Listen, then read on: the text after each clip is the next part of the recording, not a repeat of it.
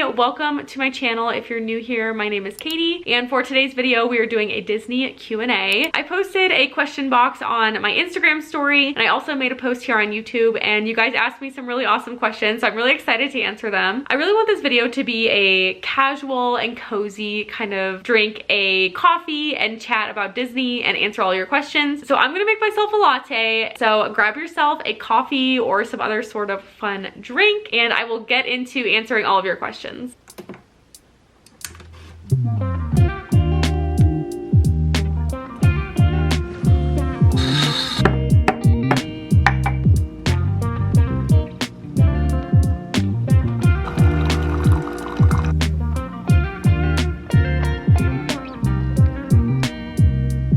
This latte is so good. I've been kind of experimenting with different syrups and combinations, and my favorite so far is peppermint, which if you know me is not a surprise at all because I drink peppermint at Starbucks year round is my go-to. I guess that's not a surprise to anyone that my favorite latte that I've been making at home has peppermint, but also a little bit of vanilla. I feel like honestly it tastes like a peppermint vanilla cookie, and it's definitely hitting the spot. Without further ado, let's start answering your questions, because you didn't click on this video to watch me drink a coffee. You clicked on this video to watch me answer your questions. So I have a list of all the questions on my phone, which is why I'm going to keep looking down. I'm going to start with some general questions. People asked questions like generally about Disney, like my favorites and things like that, not specifically about our last trip, so I'm going to answer those first. So the first question is, have you been to any other Disney parks like Disneyland or Disneyland Paris? So I have been to Disneyland in California. Of course, Disney World is my home park. That's kind of where me and my family grew up going and kind of where my love for Disney started, but I have been to Disneyland twice. I went once, actually both times were with friends. So my family has never gone to Disneyland in California on like a trip or anything like that. So both times I went was trips that I went on with different friends. Both of those times I went to Disneyland, the trips were very short. So I think the one time we went maybe 2 days, and the other time we absolutely just did a one-day park hopper. I would love to go to Disneyland maybe in 2024 or 2025. So we'll see. Also, when I studied abroad in Greece, I planned in a week in Paris on my way home from Greece. So I did go to Disneyland Paris, and that was really fun. So I went with my friend who I studied abroad, who was my roommate in Greece. I went like super close to Christmas, which was really beautiful. I remember the castle being so pretty, and I know that they have changed Disneyland Paris a lot, so I would love to go back there someday, but obviously that one is definitely a more expensive trip. I love that question because I really never talk about how I went to Disneyland Paris, and I loved it so much. I would love to go back. So thank you so much for asking me that question.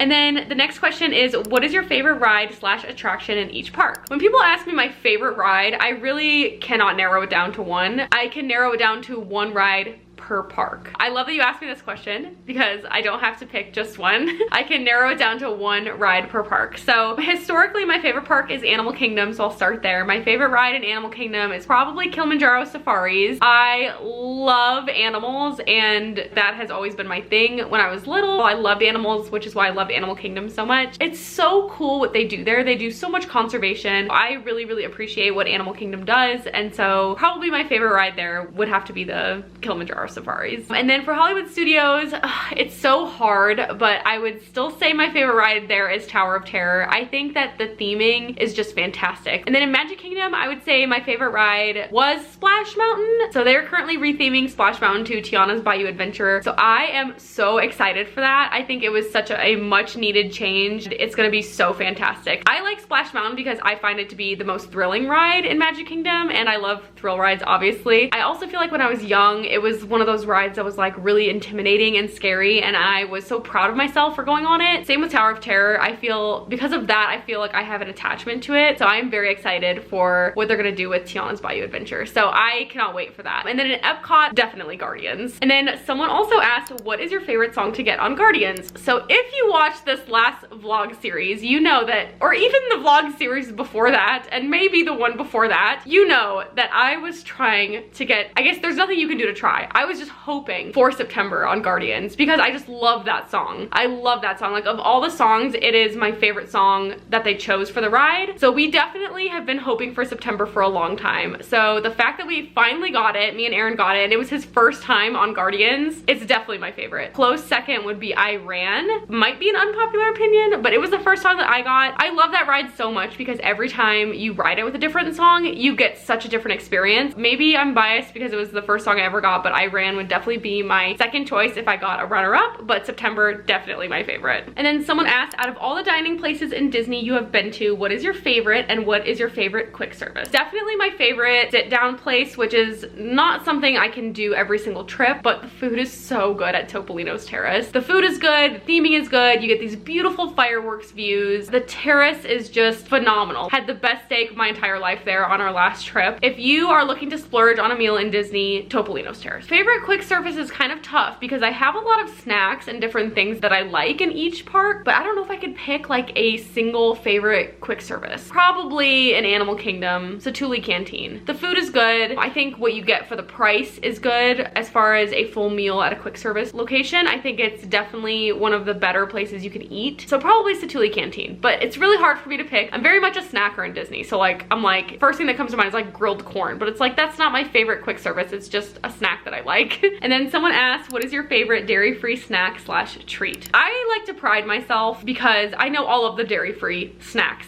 in Disney. The pineapple Dole Whip is completely dairy-free. My favorite classic sweet treat is a Dole Whip. The Epcot festivals will also have a lot of dairy-free options, and they're usually marked with something in the pamphlet that says that it's plant-based. So on our last trip, I had the best dairy-free item I've ever had at Disney, and it was the guava cake from Shimmering Sips at the Food and Wine Festival. And if they do not bring that back next year, I will be so upset. May or may not go to Disney for the Food and Wine Festival just for that cake. It was absolutely fantastic. It was delicious. It was just perfect. I will link that vlog above if you want to see what it looked like, but it was just fantastic. And then getting into questions about our trip specifically. Did you have a budget for the days during your trip? This trip, I did not. When I went solo, I definitely had more of a budget for each day. I didn't want to spend a whole lot of money because the trip was pretty last minute and I didn't want to spend tons of money on food, but it was also just me. So it was kind of easy to just have smaller snacks throughout the day. But on this trip, no, we did not have a budget. It was my 30th birthday. We kind of just went all out. I did have a couple of Disney gift cards that I purchased in advance because if you have a Target Red card and you buy Disney gift cards from Target, you get 5% off. So you can buy a $100 Disney gift card for $95. So I did have a couple of those just to save money, but we did not have a specific budget for each day. And then someone asked, Port Orleans French Quarter or Boardwalk, and why? It really depends on what you're going for, but for us personally, we loved French Quarter, and the reason we stayed there really was because I had a feeling Aaron would really like it, and he loved it. It was hard because we kind of didn't want to leave when it was time to check into the Boardwalk, which is kind of hilarious because Port Orleans is a moderate resort and, you know, the Boardwalk is a deluxe resort. So like thinking, yes, we're gonna be upgrading, it's gonna be nicer, but we just didn't really want to leave. Like it just felt like home. The Boardwalk,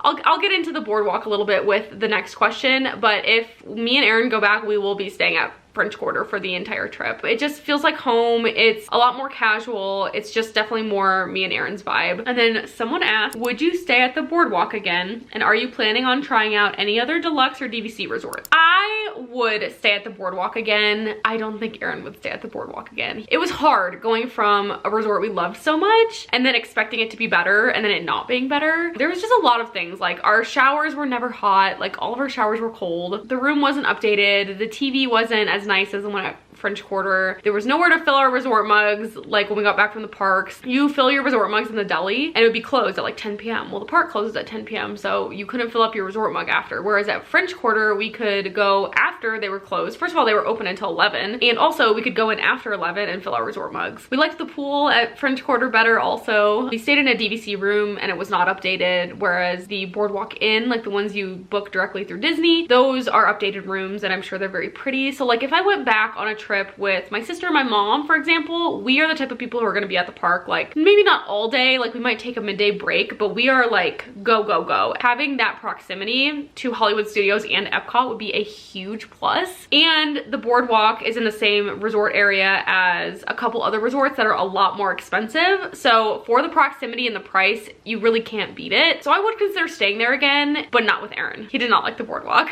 Would you ever do another split stay? Again, with Aaron, I think he just wanted to stay at French Quarter, and I think next time me and Aaron go together, we will just stay at French Quarter the whole time. But if I went with someone else who's interested in doing a split stay, I would absolutely do one again. I think you would definitely have to plan it for a day where you're gonna be gone all day, because we definitely felt displaced during the day when we were moving resorts, because we had already been to Magic Kingdom. So it's kind of like, well, there's not that much left to do there. It was not a day that we really felt like being at Magic Kingdom all day. So that was, you know, kind of on me, I guess, the way I planned our days. I think if it's a day you're gonna be gone all day, doing a split stay was actually pretty convenient, and Disney can move your bags for you and things like that. So I would absolutely do it again. I think it's a fun way to experience 2 different resorts on your trip, but just make sure that the second resort is not going to be a letdown. I realized I didn't answer this question about if I would stay at the Boardwalk again or try other DVC resorts. Yes, I would definitely try other DVC resorts. I think renting DVC points is a really good way to try out a deluxe resort without paying quite as much money as it costs to book directly through Disney. So I definitely have some dream resorts I would love to stay at. On my list of dream resorts is the Polynesian and Beach Club or Yacht Club, because that pool looks amazing. So yes, I would definitely rent DVC points again, and I definitely have some other ones on my bucket list. And then someone asked, can you give us a walkthrough about how you went through DVC? I have always wanted to try it. Loved your series. I look forward to future ones. Well, thank you so much. That's so nice of you to say. But yes, I can give you a walkthrough of how I rented DVC points and then the other option as well. Okay, so I rented my points through a website called DVC Shop. They had the most extensive selection of confirmed reservations. So basically, there's 2 ways to rent DVC points. I rented by using confirmed reservations, meaning someone who owns DVC has already made a reservation at the Boardwalk and now they can't go or they don't want to. So then they can sell their confirmed reservation to you. So they're not flexible at all. You can't adjust the dates. I just got lucky where I found the last 3 nights of our trip. They were actually 2 separate reservations. So one for 2 nights, one for 1 night. But since it was the same room type, they could keep us in the same room all 3 nights. So that's how I rented. You can also request in advance to match with someone who's not going to use their points, and then they can then book you a reservation for the days you need. If you want specific days, like if you're going to go for a whole week next September, you need to book far in advance. It's never guaranteed that they're going to find someone who matches with you. Those are the 2 ways that you can rent DVC points. Connecting it to my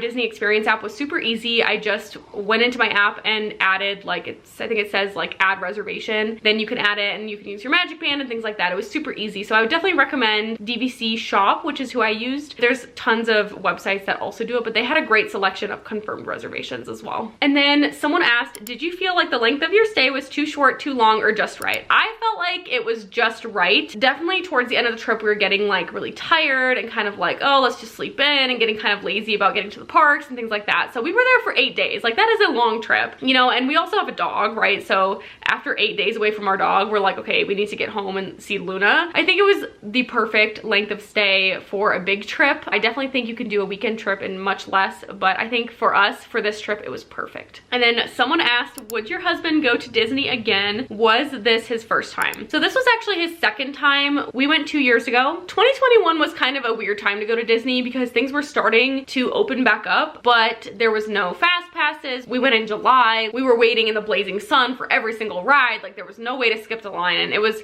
a lot. I was worried that he was never gonna want to go back after that because it was a harrowing experience. So I was really excited to give him another glimpse into what Disney can be like. Like, it can be relaxing and it can be romantic and things like that. This was not his first time. I do think he will go back. I don't think he wants to go back every single year like I do. I'm gonna try to convince him to go every other year, so we'll see. Someone asked, at Christmas time, are you going to be there during the Festival of the Holidays at Epcot? I've never been during that time and would love to do the cookie stroll. Yes, I've never been to Festival of the Holidays either, and I'm so excited because me and my mom and my sister are going to Disney in just a couple of weeks, so we are so excited for Christmas time, and we really haven't been for a Christmas trip like ever. Like, one time we went for my grandparents' 50th wedding anniversary, but it was the week between Christmas and New Year's, so it was like after Christmas, but it was still decorated and things like that. But we are having a really exciting trip. I'm going to the Very Merry Christmas Party. We are going to Festival of the Holidays, and I cannot wait. All the food booths at Epcot, they just released the actual items, food items that they're gonna offer like 2 days ago or this past week. Food looks so good. I cannot wait. And then here's where you guys got kind of messy. So I got 2 very similar questions. One says, be honest, who is your favorite person to go to Disney with? Hubby,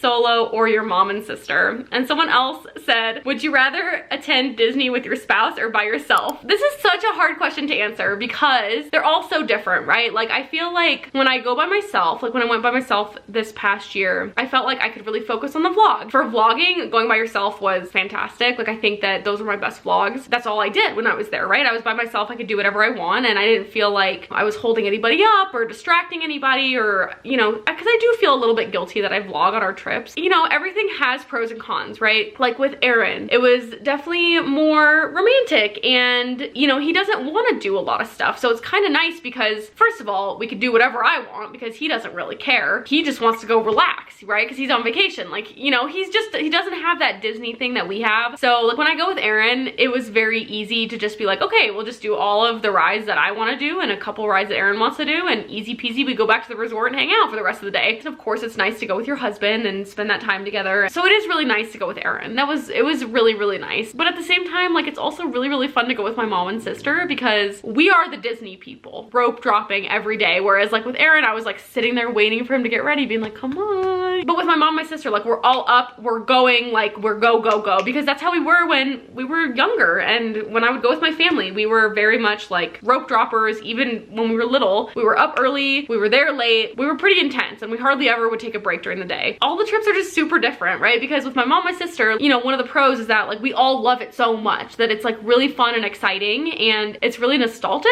But you know, there's 3 of us and we all want to do different things, so that makes it sometimes kind of hard when you have so many people who want to do different things and trying to fit everything in, and there's never a way to do it all at Disney. So that makes it kind of hard, but it's really fun to go with them too. You know what I mean? So it kind of just depends on the trip. I do not pass up a chance to go to Disney, so no matter who wants to go with me or if I want to go by myself, I like it all, honestly. But the very last question is, are you planning more solo Disney trips in the near future? No, I don't have any Disney trips planned after this December trip with my mom and sister. I don't have any current plans to go back to Disney solo, but I would love to. You know, we'll have to see what happens in 2024 because there's a lot of things I want to do. Like I want to go to Disneyland and like, you know, all these things. So I don't know if I'll be able to go to Disney solo next year. So we'll see. I really want to go to Flower and Garden Festival. So maybe I could squeeze in like a solo weekend at Flower and Garden. Those are all the questions that you guys asked me. I really appreciate you taking the time to ask me a question and letting me ramble about Disney for like an hour. Make sure if you like this video, if you like Disney videos, make sure you give this video a thumbs up and subscribe to my channel because I do have those Disney videos coming this December. So make sure you subscribe so you don't miss any of them, and I will see you in the next video.